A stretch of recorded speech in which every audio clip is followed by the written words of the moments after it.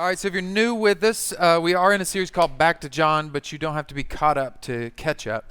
What we're doing is we're going verse by verse through the Gospel of John, and we've done it throughout the year. In between other series, we'll come back to John, hence the name, Back to John.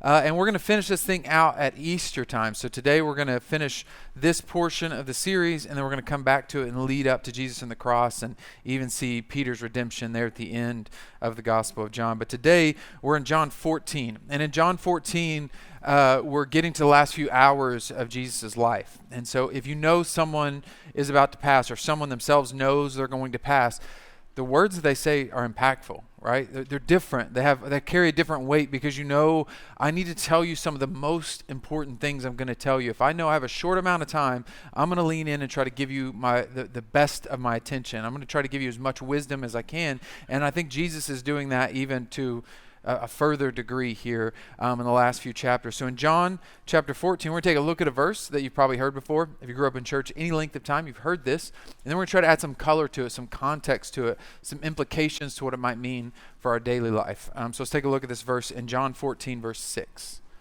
Jesus answered, "I am the way and the truth and the life. No one comes to the Father except through me." Jesus, the way, the truth, and the life. Now, I think the way we see it black and white is we usually see these verses and think that I need to believe in Jesus. He's the way. And so if I want to make it to heaven, he's my ticket to heaven. He's the truth. And I need to trust his truth. And he has life itself in his hands. And those things are accurate. If I want to get to heaven, I need to believe in Jesus. But I think there's more context to what he's actually saying. I think maybe we're going to take a black and white picture and add some color to it and really see how that belief should turn up in action. And so Jesus in verse 6 is answering some questions that show up from his conversation starting in verse 2 through 4. Let's take a look at that. Verses 2 through 4, John chapter 14 says, "My Father's house has many rooms. If that were not so, would I have told you that I'm going there to prepare a place for you? And if I go and prepare a place for you, I will come back and take you to be with me, that you also may be where I am. You know the way to the place where I am going." So if I'm honest, feels like Jesus is being kind of confusing, right? Like, I'm going to go somewhere. I'm going to come back for you. But you know where I'm going. Like, wink, wink, go ahead and follow. Like, do you want me to follow? Am I supposed to stay and wait? Like, right? Is it kind of like, which one you want? You know what I'm saying? And so Jesus seems to be a little bit confusing. Many times this has been translated, in my Father's house there's many mansions. Turns out that's kind of a bad translation. If you were looking forward to a mansion in heaven and it's a deal breaker, I'm so sorry. It doesn't say mansion. It actually says room. So that's like, don't leave yet. Maybe there's more to the story. It's really worth it to be there. Maybe the mansion wasn't the whole sales pitch for you, I hope. But there's rooms in heaven. The imagery here is, and the word mansion is important because of the imagery. The imagery here is a room or a space. There's a place for you. And for me, just having a place in heaven is enough for me, right? I'm just glad if I make it, all right? I know some of you are going to have a lot of crowns, and I'm just going to be excited if I get there. I don't care if fire is still burning on my coattail. I make it in, I'm there. I'm good. Like, what do I need to do? Sweep in heaven? I'm cool. Just so I make it, that's all I need. And so there's days where there's questions. Just ask my wife. And so today, what he's saying, the imagery here is the imagery of someone that is proposing. He's using imagery that they would have understood. I'm going to go to my Father's house and I'm going to prepare a place for you. Because what would take place in the first century in Jewish customs is they would go to a woman that they wanted to marry. A man would say, "I would like for you to marry me." And she would say, "Okay, deal." And he would leave. Isn't that a fun way to propose? What if we did that today? "Will you marry me?" "Cool. See you later. I'm out." But no. They knew what was happening. He wasn't leaving. He's going to go to his father's house. It's an agricultural society, and it was multi-generational. And so you were building houses that were for multiple generations. You were thinking long term. And so when he proposed, if she said yes, she knew that he was going to his father's house, hence the scriptures, to prepare a spot. It might mean that they had to add on to the house, depending on what the house looked like. It might mean it'd take him 6 to 12 months to add on to the house. It might mean that he needed to clear up space for other family members that have gone on. So we need to decorate and get a space for our family within this multi-generational house. So when I go to prepare a place for you, he's saying, listen, this is imagery of me preparing a spot for you that you're going to be joined into the family. This is imagery of the place that you have in heaven, the place that you have in the Father's house. And then it's kind of confusing, right? And then Thomas asks the question, right? The question that I think Thomas doesn't get enough credit. We always call him Doubting Thomas, but I think Thomas is asking the real question. Thomas is like, which way? That's all I need to know. I don't need all this confusing engagement talk. Do I follow? Do I not? Which way do I go? I think that's a valid question for Thomas, who has been following Jesus for 3 years, to ask Jesus, just tell me where to go. Don't talk about marriage. Don't give me another metaphor. I don't need another parable. You're talking about ending your life being over. Could you just tell me which way? And this is Jesus' response that we see in verse 6. Verse 6 is where Jesus responds. Jesus answered, I am the way, the truth, and the life. No one comes to the Father except through me. I'm the way.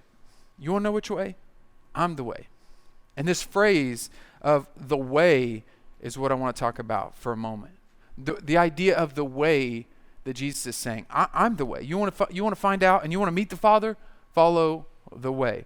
The phrase the way, the idea that Jesus is the way, one that gets carried over into Acts. In the book of Acts, the early church is called the way. Before they're called Christians, before they're called anything else, before they even reach the Gentiles, before they do anything else, they're called the way. When in Acts 9, Saul, who later becomes Paul, when Saul is given orders to kill Christians, they don't say go kill Christians. It says go kill the followers of the way. Go kill the followers of the way. This idea of being the way, that he is the way, that his direction is the way, that idea became so inundated into their language, into their culture, that's how they got called. So much so that Paul, when he converts, right? If you know the story at all, Saul becomes Paul. He gets converted to Christianity. And when he goes to give his defense in Acts chapter 24, he says, I'm a follower of the way. So it seems to be that they actually accept the description. It's not just a description that the Jewish leaders are placing on them, but one that they accept. No, we're followers of the way. Which way? His way. Which direction? His direction. Which truth? His truth. Which life? His life. It was not just a belief system anymore. It wasn't just... So I know some of us as Christians may have decided that we need to believe in Jesus and we don't choose to follow his ways. Right? You've seen Christians, like maybe not you guys. Let's talk about other people. Maybe other churches have people in their church that believe in Jesus but don't follow his ways. Some of us have been tricked in Christianity into believing that our salvation is found in what we believe and it has nothing to do with what we do.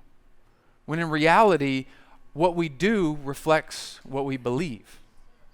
You can say all day you believe in something. You can tell me all day long it's going to rain. I believe it's going to rain. I think it's going to rain. I know it's going to rain. But if you don't bring a poncho or an umbrella, I don't believe that you believe that. Right? And for many of us, we think it's just a mental assent. Well, he is the Son of God, and he knows what's best for our life, and he is the life, and he is the way, but I'm also going to do whatever I want to do. Right? Many of us do that, and Jesus is saying, no, the color, the picture of what he's painting for us when he says, I'm the way, in the context of what he's saying, follow me, he is about to die on the cross. He is showing you the action steps of what it means to believe in me. If you want to believe in me, then you follow my ways, because I'm the way. And so Thomas asks a question, hey, which way? And then he answers talking about, you want to get to the Father, it's going to be through me. And Philip has another great question, which I think is valid. We don't give them enough credit for their question sometimes. Philip is like, show us the Father and we'll believe. And here's Jesus' response in verse 12 of John 14. Very truly, I tell you, whoever believes in me will do the works I have been doing, and they will do even greater things than these, because I am going to the Father. You want to see the Father? Follow the way. Follow the way. Not a directional way, but a lifestyle. He doesn't say, like, if you believe in me, you'll have peace all the time and you won't ever have to worry. He doesn't say, if you believe in me, then you'll have correct theology and you'll write great books and you'll read great books and you'll understand all the things that you need to understand about the way the world works. No. If you believe in me, you'll do what I do. You'll do what I do. And our actions reflect what we believe. And if we don't follow the way, then we don't actually believe.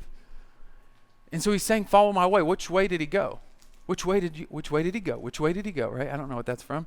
That was ADD, brought to you by ADD in that moment. And so Jesus is saying, follow my way.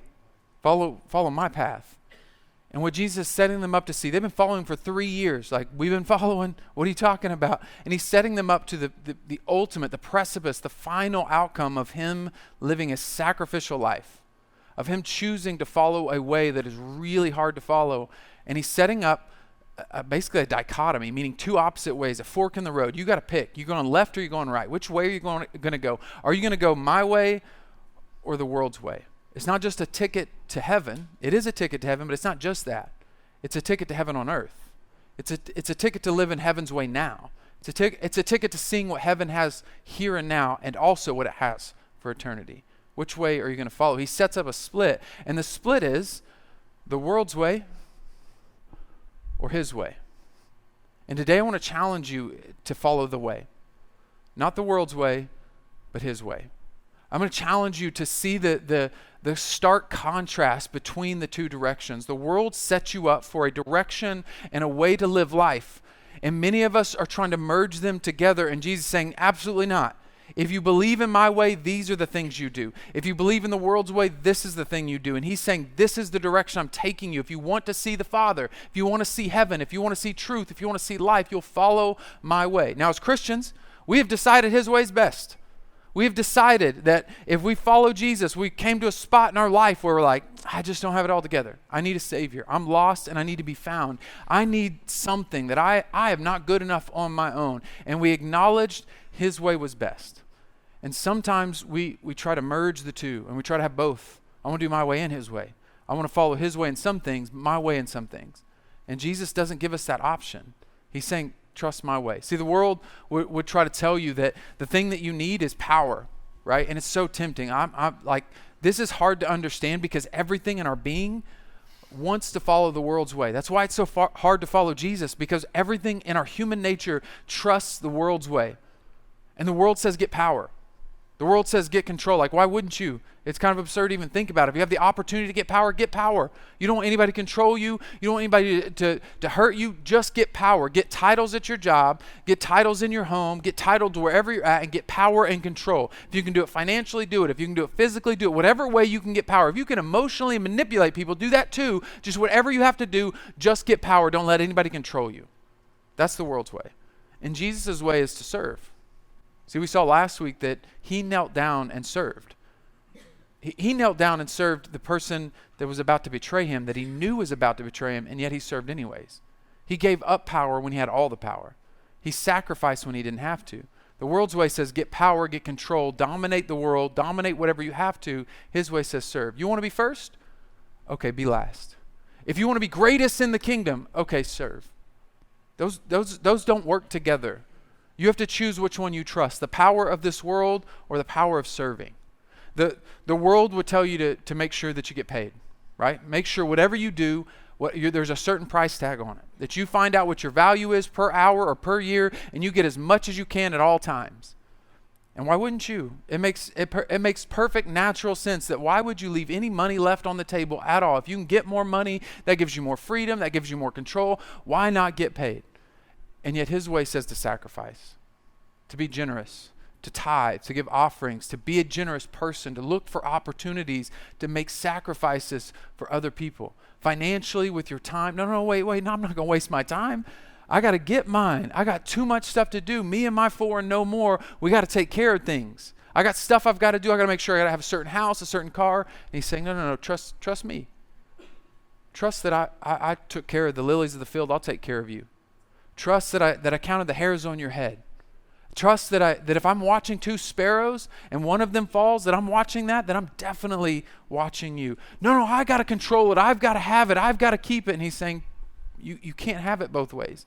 You either decide with your life, you trust me or you trust the world. And with our life, not with our ideas, not with our philosophies, but with our life, our action steps reflect what we actually believe. The world would tell you, you only live once, right? They don't even say that anymore. YOLO. I don't know what the new one is. YOLO. You only live once, right? The world has some version of it with every generation. A few generations back, it was hold my beer, right? It was like, let's see what stupid thing I can get away with. Someone mentioned one, ain't scared. I guess it was on the back of some trucks. Ain't scared. Just whatever sentiment we have to get the most out of life, right? You only live once. Let's get it done. Let's do this thing. Let's fill in the blank. And this life right now, get the most out of it that you possibly can. That's the world's way. Get everything you can. Take every chance you can. Do all the things that you want to do in this life because you only live once. And he says, die to yourself. Die to all your dreams, all your desires, and trust that mine are better. Trust that I have better dreams for you than you have for yourself. Trust that following me and bringing heaven to earth now and living my way now is so much better than everything this world has to offer. All the trips, all the cars, all the houses, all the people you can be around, all the fame and the fortune, all the things that your physical nature is like, yes, that would be so much fun. And yet we've seen over and over again, it never satisfied. Rich people across the board it's just never enough. I just need another million. I just need a little bit more fame. If I can get a TikTok and an Instagram and I can be famous, let's do all the things. And it seems to never satisfy. You're never fulfilled unless you figure out that way doesn't work, but his way does. And I can trust him. And he brings life. He brings peace. He brings joy. He brings all the things. The world's way tells you never to let anyone walk on you. Don't let anybody get one over on you. Let's use Old Testament if we have to. Eye for an eye. Someone comes at me, I'm going to come at them. We're going to trash talk, I will take you down. You know what I'm saying? Like, I'm not going to let you out trash talk me. We're going to keep it going until I hurt your feelings. And if you cry, that's on you because you're soft. That was your bad. That's the world's way. Like, do whatever you have to do to make sure no one gets one on you. His way says to forgive. To let them have it. It's a free choice. To let them not have punishment, to let them talk trash, and to choose his way because you actually believe his way is better. And that's really what we're asking. Today we're asking, with your life, do you believe? With your actions, do you show that you believe that you trust the way? That you're a follower of the way? Or if I looked at your bank account, I looked at your calendar, I looked at your life, I looked at your emotions, I looked at your reactions, would your life reflect that you follow the world's way? Which way do you follow? And see, what happened is all the disciples followed him for 3 years.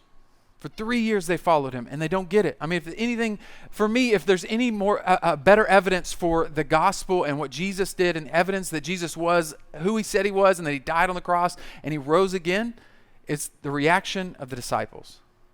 I mean, their reaction, it goes from guys who are uneducated, who know nothing, who aren't doing anything influential, into people who change the world. And they changed the world because they went all in following the way. See, one of the disciples was Judas. He took himself out. Out of the 11, 10 out of the 11 died just like Jesus. Died a martyr's death, sacrificing their life because they really believed the way was better. The way that brings heaven to earth, the way that helps other people see who God is, the goodness of God. 10 out of the 11 died. The 11th one was John. And you might be thinking, well, what happened to him? Well, he got boiled in oil. That's what happened to him. He didn't die, though. He got to live through that. How fun is that? Right? Like, let me die. And then sent to Patmos, the island of Patmos, and wrote Revelation. So he may have died a natural death, but it wasn't a very fun natural death. It wasn't a fun process because he also knew the way was better. The sacrifice was better. Whatever it took, the way was better. And so the thing is, it's hard. It's not an easy thing Jesus asks you. That's why it's so hard to follow Jesus, because you can know all day long the right thing to do, but actually getting yourself to do it is difficult. It's easy to talk about on Sunday, but on Monday it's a little bit different. When you come in, everybody's got an attitude at work. It's a little bit different on Wednesday when your kids talk back. You know what I'm saying? Like, it's a little bit different when life shows up and you've got to decide which way to follow. Some of you, we keep talking about the way. Some of you might nerd out with me for a minute and be thinking about the Mandalorian, right? There's a show called The Mandalorian. It's in the Star Wars universe. Just give me a second. I'm gonna be nerdy for a few of us. The rest of you can check out for a moment. In The Mandalorian, there's a character. There's a bunch of characters, and they're all Mandalorians, and they follow the way. They say, "This is the way." That's the statement. This is the way. And most of the time, they're saying this is the way. It's because they're following rules that aren't easy to follow. What are we gonna do? This is the way. How are we gonna do it? This is the way. Is this what we do? This is the way. And they're making statements about what they're going to do, even when it doesn't feel good to do it. And maybe some of us need to take that on. That we have things in our life that's like, this does not feel right. It doesn't feel good. I don't want to do it. But it's the way of Jesus, so I'll do it. This is the way. Yeah, I don't really want to. If I could just, a little bit more. If I could just get a little bit. This is the way. I'll trust your way, Jesus. Even when it doesn't feel good, I'll trust you over my emotions. I'll choose to trust you. And I get it. I get that it's difficult, but I'm challenging you to believe that the way is good and the way is right. even when it doesn't feel right. That you believe Jesus more than you do your own emotions. And see, the disciples followed the way when it was difficult. The disciples not only did it, but even their followers did it. There's a guy named Stephen who is being stoned to death. And while he's being stoned to death, with stones pelting him, he prays to heaven that they are forgiven for what they're doing. Don't blame them. Don't hold on their account while they're murdering me. That's just, the way is difficult, right? Like, that sounds so absurd to me that Stephen could make that kind of forgiveness in the middle of it. Now listen, I've had people in my life that I've worked on forgiving, and they did maybe 1% of what they did to Stephen to me. And I'm still will wrestle with forgiveness for those people. So the idea that I can follow the way so closely that I would choose in the very moment to choose to forgive, to choose the way right there. And today I would challenge you to just start. I get that it's hard. I get that it's difficult. Just start. You may not know and may not understand all the ways that you're going to get there, but start following the way in one way. Just find one area of your life today where you go, you know what, I'm going to follow the way. I'm going to follow the way with my finances. I'm going to follow the way with the way I forgive. I'm going to follow the way with the way I love. I'm going to choose to serve. I'm going to figure out at least a singular step. Because like we said last week, it's not about that you've already arrived somewhere. It's about who you're becoming. The destination of wherever you start, just get a little better than you were yesterday. Just year over year that you're progressing into the way so that you can become a person that follows the way. I don't think it happens overnight. Most of us want to just wake up and just make this big decision like, I'm gonna be a martyr for my faith. I'm gonna do it. If somebody shows up and they're like, do you believe in Jesus? I'm gonna say, yes, I believe in Jesus. I'm gonna die for my faith. I'm gonna do that thing. I don't think that's how it works. I think the person who grew into the type of person who can say yes and sacrifice their life was sacrificing their life daily before it ever started. It was a Sunday morning when you just didn't want to get up and you said, this is the way. It was somebody who tried to hurt you and you chose, this is the way I'll forgive you. It was all the ways in which you say, you know what, I would love to make more money, but I'm not going to sacrifice my family. This is the way. I would love to get a title at my job, but I know I'm going to have to do things that I don't believe in order to get that. This is the way. So I'm going to choose the way over and over and over again. And here's the deal. There are so many things about this that I can't do. Now listen, if you need to find another church with a better pastor, I get it. We'll give you a list of great churches in town that we love and we support. But if I'm honest, this is one of the hardest things in the world because there's so many things for me that I look at it and I go, I can't do that. I can't do that. Like I can't make that happen. I'll give you an example. I don't know if I would die for my faith well. I'm kind of a wuss, all right? If I'm honest. I'm just going to be honest with you. There's more things you don't like about your pastor. I don't like pain, right? I'll give you an example. When I was a student pastor, we were sitting around a table playing card games. And I'm a youngest of three, okay? And we just fight. That's all we do. We don't know how to respond. We don't know correct emotional responses to things. We just have to fight for our lives growing up. So that's what we do. Pain happens, we fight. And so one of my student leaders was an adult, and she thought it'd be funny because I had shorts on to pull my leg hair, just like real playful, ha, ha, ha. And I'm kind of a wuss. So the second I felt pain, I just punched her.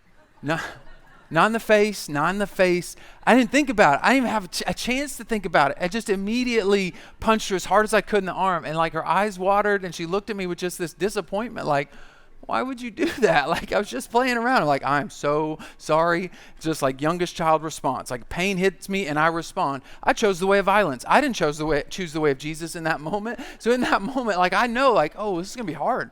It's going to be hard to follow. If leg hair makes you respond like that, how well are you going to respond to someone coming at you with your faith, right? I'm such a wuss. Like if something hurts my tummy, I don't eat that food again because I don't want to feel pain. That's the kind of wuss I am. And yet I've got to figure out how to follow Jesus in this hard, difficult way. And that might sound silly, but in all honesty, following the way is difficult. I would say that I need Jesus to follow the way. The whole point of the gospel is how we can't follow the way on our own. The whole point of what he's saying, we need Jesus to follow Jesus. We need the Holy Spirit in our life to give us the power and the courage to trust the way when we don't want to, and everything in our being does not want to trust the way, that everything in this world is telling us that this way is better. Do this thing, get power, get money, get control. And Jesus is saying, no, sacrifice, love, forgive. And I really think you need the Holy Spirit for that. I think you need him every day of your life to trust him, to not fight back, to choose the way of love and forgiveness, to choose to not enact violence when you have the chance to choose to be faithful to those you've committed to. And it sounds like, yeah, of course I would, until your marriage seems like it's falling apart. And it seems like there's one more person that would love me if I would just do this. And you go, no, this is the way. I'm going to love my spouse well. This is the way. When we're fighting, I'm going to forgive. This is the way. I'm going to apologize first. This is the way. When it's difficult, we choose the way. And those aren't easy things to do. We choose it anyways because we need him, and we come back to him. We go, God, help me. I don't know if I can do this. I don't know if I can forgive. God, I don't know if I can tithe. That's too much. I don't know if I can do that. I don't know if I can give offerings. That's too much. Jesus, help me to trust you more than I trust my money. Help me to trust your accounting more than I trust my own accounting. Help me to trust you with money more than I trust my own self with money. Help me to trust you when he starts to challenge us to fast. We're like, listen, I'm hungry. Just thinking about fasting makes me hungry, right? That's when I need Jesus, is to recognize his way really is a better way. And we'll just start. We just start with a daily dying to ourselves, right? I don't need you to go find an opportunity to go overseas and die for your faith just yet. Maybe you'll do that one day, but let's just start today. Let's just start with our finances, with our marriage, with our kids, with our work. Let's just start dying to the world's way and living to the way. Because what I believe is the promise that Jesus tells. The promise Jesus opens up with is that there is room for you. And then if you'll follow the way, there's room for others. That's the beauty of this story. The reason we follow the way is because we believe it's the right way, and we believe it opens up heaven. We believe it brings heaven to earth. If we follow the way, we believe it opens up space and that there's room for us at the cross. There's room for us with the Father. There's room for us in the Father's house, but there's also room for others. See, he went to prepare a way, and he challenges us to prepare a way as well. See, Philip asked the question, show me the Father. Where's the Father at? And we don't see Philip again until later on in Acts. Later on in Acts, Philip gets to see the Father, in my opinion. This is how Philip sees the Father, not in heaven, but on earth. He sees the heart of the Father. Like Philip, I think, gets it finally. He shows up, and he's led by the Holy Spirit to the spot where there's an Ethiopian eunuch. This Ethiopian eunuch would have been an outsider to the Jewish faith, and yet inside of his carriage, inside of where he's traveling with, he has a scroll that has Isaiah in it. Just the book of Isaiah, which would have been really expensive in his day. He was already educated since he could read. That wasn't very common in their day. So this guy knows some stuff. And one of the things he knows as an Ethiopian eunuch is that he's not Jewish. There are ways for Egyptians to become Jewish, but as a eunuch, he can't fully integrate into the faith. That's what he knows. He knows that. He's been to the temple. He recognizes, like, I can read the book of Isaiah, but I can't really fully be in the temple, be fully a part of the religion that I love so much.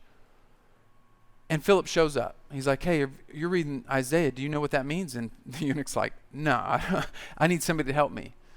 And so he starts interpreting. He shows him Isaiah 53. Isaiah 53 is a prophecy about Jesus. And he says, what does this mean? Is this about Isaiah or somebody else? And Philip explains to him, no, this is about Jesus. This is about the way. This is about what he did, the sacrifice, that he was led like a lamb to the slaughter. This is about him and how he made a way for us. And he's like, all right, I believe you. He's like, all right, you want to be baptized? So immediately the Ethiopian eunuch gets baptized. And what he would have known and understood about Isaiah as he's reading it and understanding what it's saying is a guy that was an outsider to the faith, that believed it was true but still couldn't be fully integrated. Now there was space for him. Because Isaiah 56 explicitly says, where the eunuch no longer was allowed to be in the temple, Isaiah 56, when the prophecy is fulfilled, the eunuch is fully integrated. It says in Isaiah 56 that the eunuch can come into, the strangers in the land and the eunuchs explicitly can now enter the temple and be fully integrated. There was space for you. See, he got to see the Father and see the Father's house because the Father's house made space. There was room for Philip in the Father's house. And there was room for the eunuch in the Father's house. And the beauty of the way is it makes space. It opens up the rooms. It opens up the spot for other people because the way the world and the sin and the destruction of this world only creates competition and more need to fight each other, right? If you give up, it produces what it is. If you always are using the world's way and trying to get power, then somebody else is trying to take power from you. That's the way it works. It's just going to keep happening. It's going to be an eye for an eye and the whole world's going to be blind. But Jesus' way has more people serving, more people loving, and there's space for everyone. There's space for everyone. The people you thought were hopeless, the people that didn't have a spot, now there's a spot. Because that's what the Father's house is all about, is making room for more people. That's what the way does. It opens up the floodgates of all that we can be and do, and it produces more. That's why it brings heaven to earth. And it's so shocking to the world. It's so opposite, right? He's setting up like this massive dichotomy of Rome's way in their day. Rome is getting power and control, and he's saying, no, there's another way. Like, and unless you see it, it's just unbelievable. Like, that doesn't make sense, Jesus. Of course, we're not going to understand you if we're your disciples until we see you have the power of life and death. And you defeated death, so now I know your way's right. And now what we see is because that way is so powerful, we choose to believe that the way of Jesus destroys all the ways of this world, that it wins every single time. Even when it doesn't feel like it, even when it's hard to believe, it wins every single time. I'll tell you what a time it won. In 2006, there was a man with some major mental health issues. Showed up to an Amish schoolhouse.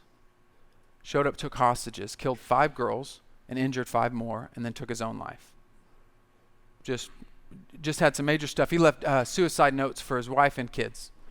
There was a whole host of questions of what took him to this spot. He had lost a child years earlier. He had done some stuff in his past that led him to this place. There's all these questions. How did this happen? But what shocked the world was the response of the Amish. They showed up that week. The news reporters, all the questions showed up that very week. And one of the grandfathers of the girl who's dead said, "We must not think evil of this man." And another father noted, "He had a mother and a wife and a soul. Now he's standing before a just God."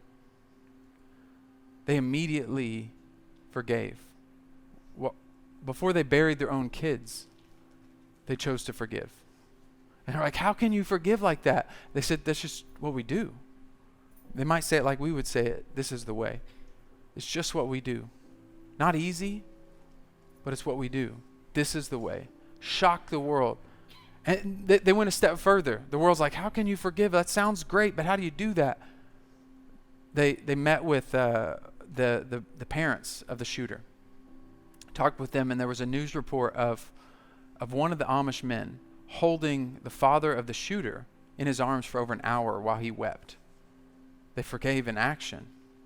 And then they asked if they could be at the funeral.